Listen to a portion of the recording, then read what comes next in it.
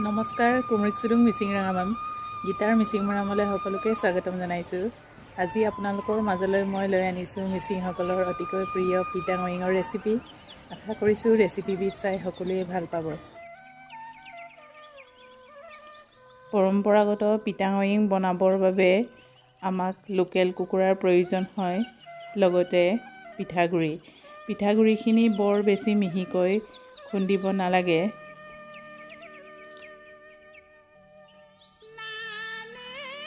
তেল গৰম হোৱাৰ লগে লগে প্ৰথমে মই পাঁচফোৰণখিনি ফুটাই ল'লোঁ। লগে লগে পিঁয়াজ আৰু নৰসিংহৰ পাতখিনিও দি দিছোঁ।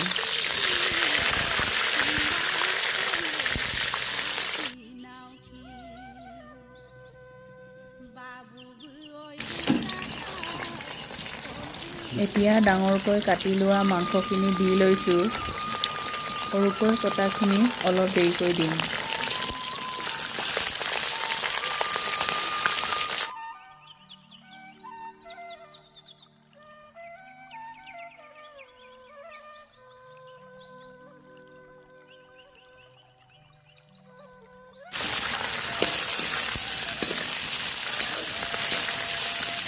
মাংসখিনি অলপ ফ্ৰাই কৰাৰ পিছত কেঁচা মছলাখিনি দি দিছোঁ।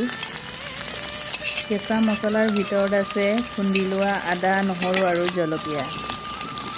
নিমখো দিছোঁ। জোখমতে হালধি দিছোঁ।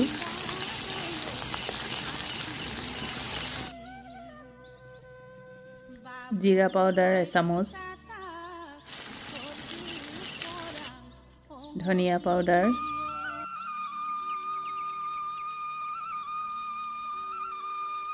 গৰম মছলা, মিৰ্চ পাউডাৰ। মছলা যোনে যেনেকৈ খায় তেনেকৈ দিব পাৰে। এতিয়া সৰুকৈ কাটি লোৱা মাংসখিনিও দি দিছোঁ। মই গোটেইবোৰ দি দিয়া নাই।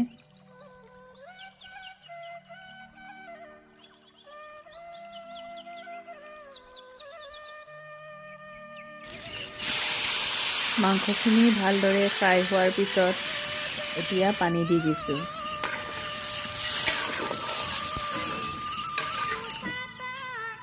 পানীৰ পৰিমাণ নিজৰ জোখমতে দিব। এতিয়া পানীখিনি উতলিবলৈ দি ল'ম।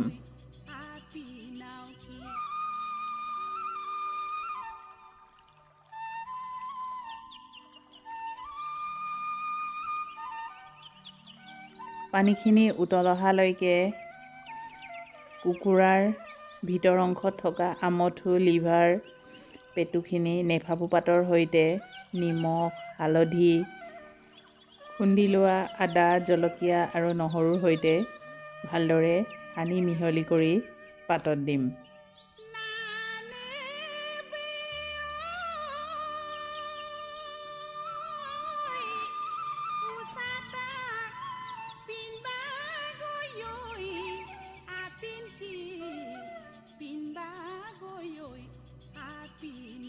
কুকুৰাৰ ভিতৰ অংশত থকা মাংসখিনিৰ সৈতে নেফাফু পাত এনেদৰে পাতত দি খাই চাবচোন, সঁচাকৈ বহুত ভাল লাগে।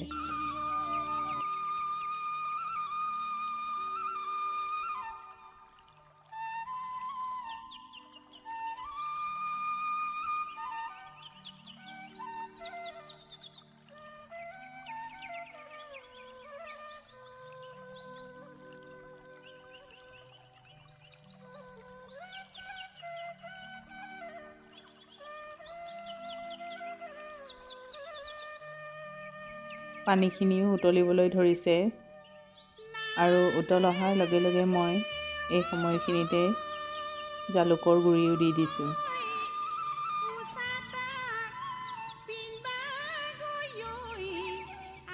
এনেদৰে পূৰা উতলি থকা সময়খিনিতে পিঠাগুড়িখিনি দি দিব লাগে। পিঠাগুড়িখিনি তললৈ ডুবি যোৱাকৈ এনেদৰে অলপ অলপকৈ ছটিয়াই যাব লাগে আৰু মাজে মাজে লৰাইও থাকিব লাগে, নহ'লে পিঠাগুড়িখিনি লাডু বান্ধিবলৈ আৰম্ভ কৰে।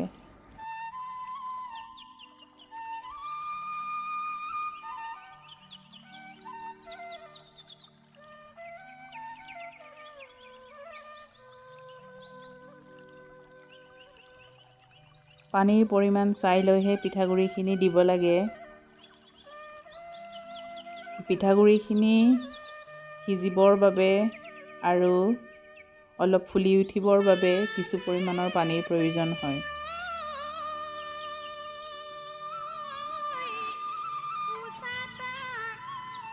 এনেদৰে লৰাই দিয়াৰ পাছত কিছু সময়ৰ বাবে উতলিবলৈ দিম। মান ধনিয়াখিনিও দি দিছোঁ। এইখিনি সময়ত খুব লৰাই থাকিব লাগে, নহ'লে কেৰাহীৰ তলফালে লাগি ধৰে।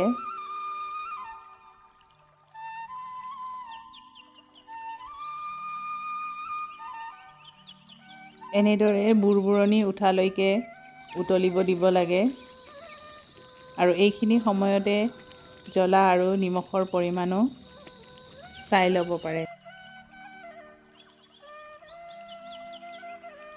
আমাৰ পিঠাঙৰিঙৰ তৰকাৰী ৰেডি হৈ গ'ল আৰু এতিয়া মই পাতত দিয়াখিনি ওলোটাই দিছোঁ।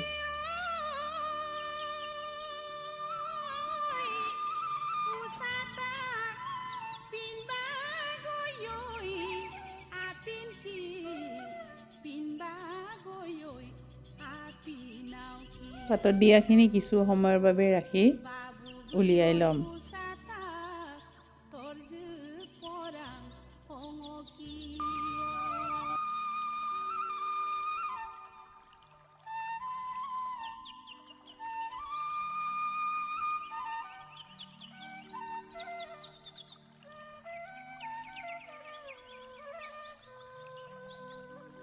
পৰিৱেশনৰ বাবে এনেদৰে সজাই লৈছোঁ।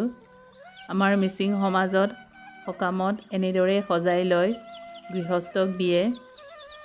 লগতে কাৰোবাৰ নামত যদি সকাম পতা হয়, যাৰ নামত পাতে তাৰ নামত এনেদৰে সজাই লৈ খাবলৈ দিয়া হয়।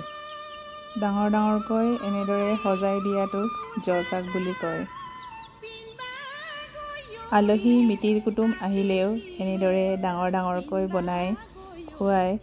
আচলতে এনেদৰে বনাই খুৱাই নিজৰ মৰমখিনিকহে প্ৰকাশ কৰে।